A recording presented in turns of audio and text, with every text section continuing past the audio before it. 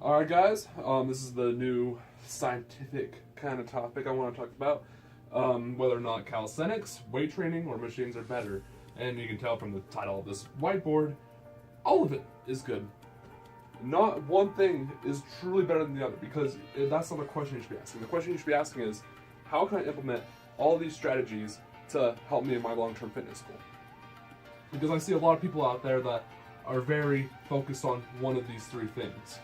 This is more for, like, for instance, let's say machines. This is for more people. I see people that really prioritize machines are more of the new lifters, because they're scared that they think that they can't adequately do this, or they don't have enough strength to really do anything meaningful with calisthenics. So with beginners, they really gravitate towards that, and that's kind of dogmatic, because if you sit there and keep focusing on machines, you're really not utilizing the full potential, like using stabilizers that you can develop with weight training, and actually developing functionality with calisthenics, because you don't activate the supporting muscle groups. But likewise, people that train under calisthenics think weight training is pointless.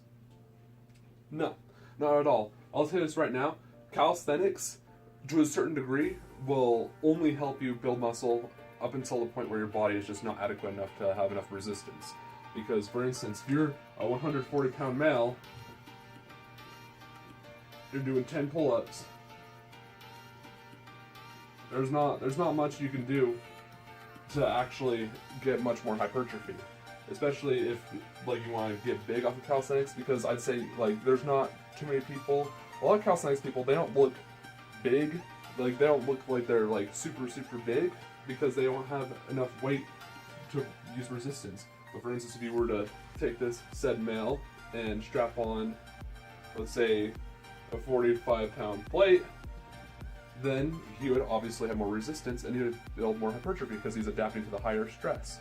So I'd say use both of these. There's the one's not better than the other. And with machines, the reason why machines are really useful, especially for weight trainers, when you are a weightlifter, a lot of people will say don't use machines because it's not that effective.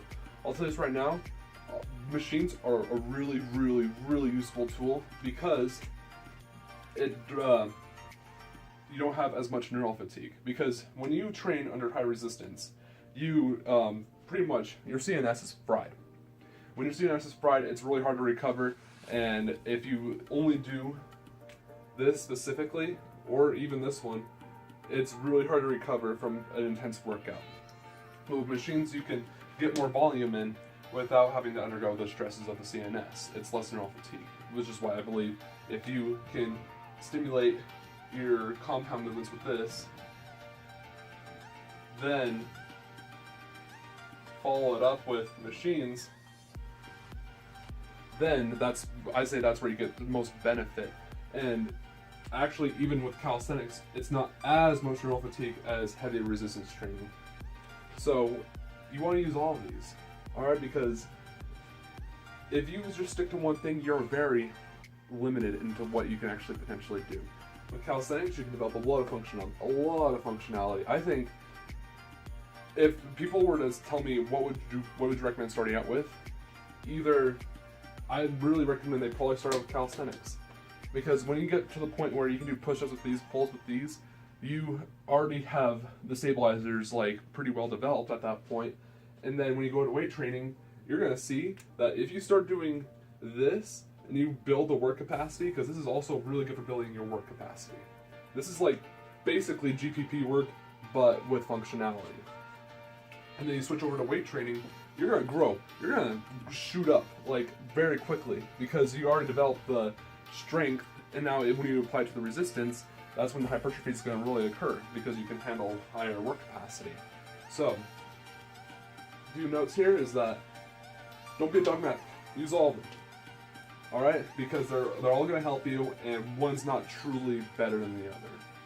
So, there you go.